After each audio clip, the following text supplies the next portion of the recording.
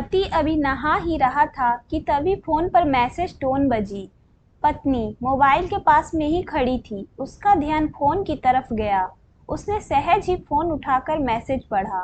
हाय good morning dear. किसी baby का message था। पत्नी सोच में पड़ जाती है कि अब यह बेबी कौन है। तब तक पति भी नहाकर बाहर आ चुके हैं। पत्नी उसे किसी बेबी का मैसेज आया है बताती है। पति मुस्कुरा देता है, फोन उठाकर उस मैसेज का रिप्लाई करता है, hi baby how are you, और अपने काम में लग जाता है। इस रिप्लाई को भी पढ़ती है। अब हर पल पत्नी के दिमाग में यही विचार कौंधता रहता है कि यह बेबी कौन है। शाम को पति घर आता है। पत्नी उससे पूछती है, यह बेबी कौन है। पति जवाब में सिर्फ मुस्कुरा देता है और फिर से अपने काम में लग जाता है। 2-3 दिन बीत जाते हैं। उन बेचारों ने अभी तक पत्नी का पीछा नहीं छोड़ा था और फिर से पति के मोबाइल पर फिर एक बार बेबी का मैसेज आता है, आज तो मिलोगे कि नहीं, तुम्हारी बहुत याद आ रही है। इस मैसेज ने आग में घी का काम किया। पत्नी का शक और भी ज्यादा पक्का हो गया। बीच बीच में ऐसे मैसेजेस का आदान प्रदान होता रहता और पत्नी के मन में शक की जड़ें और गहरी होती गई। पति पूछने पर भी जवाब में सिर्फ मुस्कुराहट के और कुछ नहीं कहता। यह शक गुस्सा बनकर तब ज्वालामुखी की तरफ फट पड़ता है जब एक दिन उसे अपने पति की जेब में सिनेमा की 2 टिकटें मिलती हैं। पत्नी अपने पति से बहुत झगड़ती है। पति उसे समझाने की कोशिश करता है लेकिन वह कोई भी बात सुनने को तैयार नहीं है। पति को भी उस पर गुस्सा आ जाता है और यह झगड़ा और भी ज्यादा बढ़ जाता है। गुस्से में पति घर से बाहर निकल जाता है। पत्नी का गुस्सा पति से कई गुना ज्यादा है। तुरंत वो अपना सारा सामान पैक करती है, एक चिट्ठी लिखती है कि मैं मायके जा रही हूँ हमेशा के लिए, और पति का घर छोड़कर चली जाती है। गुस्सा शांत होने पर जब पति घर आता है तो चिट्ठी पढ़कर उसके होश उड़ जाते हैं। 10 दिन बीत जाते हैं और गांव के उस घर पर डोरबेल बजती है जहां पत्नी रहने चली गई है। पत्नी दरवाजा खोलती है। दरवाजे पर 10 साल की एक छोटी बच्ची हाथों में चिट्ठी लिए खड़ी है। वह पत्नी को वह चिट्ठी देती है। बच्ची से वह चिट्ठी लेकर पत्नी चिट्ठी खोलकर पढ़ती है, डियर वाइफ, जिस बेबी की वजह से हम दोनों में इतने झगड़े हुए और तुम हमारा घर छोड़कर चली गई हो, यह बच्ची वही है जो तुम्हारे सामने खड़ी है। वह बेबी है। अनाथ आश्रम की एक प्यारी बच्ची। इसी के साथ मैं बातें करता था, सिनेमा जाता था। पहली बार जब तुमने बेबी के बारे में पूछा था तो मैंने जानबूझकर तुम्हें नहीं बताया। सोचा था थोड़ा मजाक करता हूँ, देखता हूँ तुम कैसे रिएक्ट करती हो। लेकिन मैंने यह कभी नहीं सोचा था कि तुम्हारा शक इतना बढ़ जाएगा कि तुम घर ही छोड़ दोगी।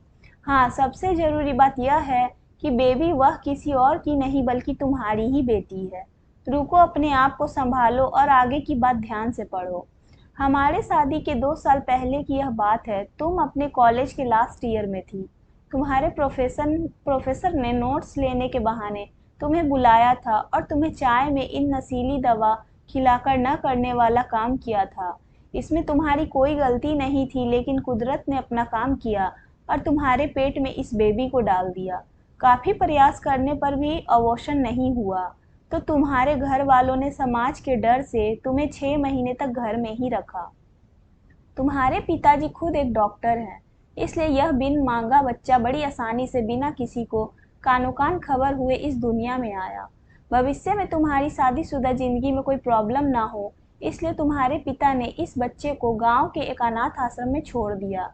यह बच्चा मतलब यही बेबी जो अभी तुम्हारे सामने खड़ी है।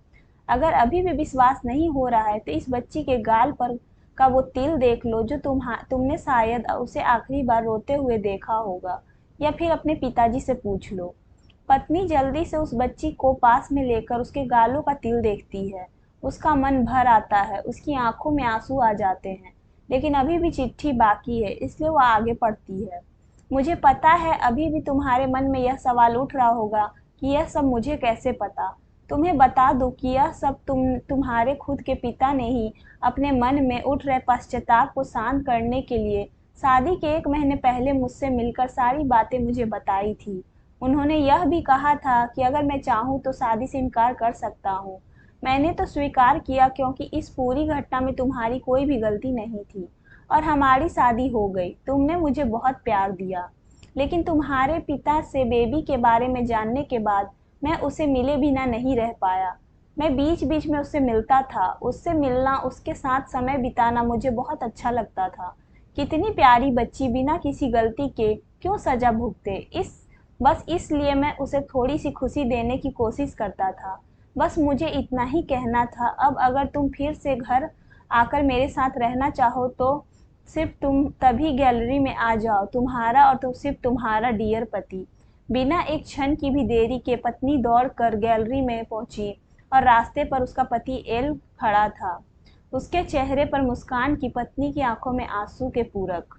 कारण कुछ भी हो, हमें दोनों के बीच में कभी भी सबको थोड़ी सी भी जगह मत दो, क्योंकि दुनिया में हर बीमारी का इलाज है, लेकिन शक नाम की बीमारी का कोई भी इलाज नहीं होता।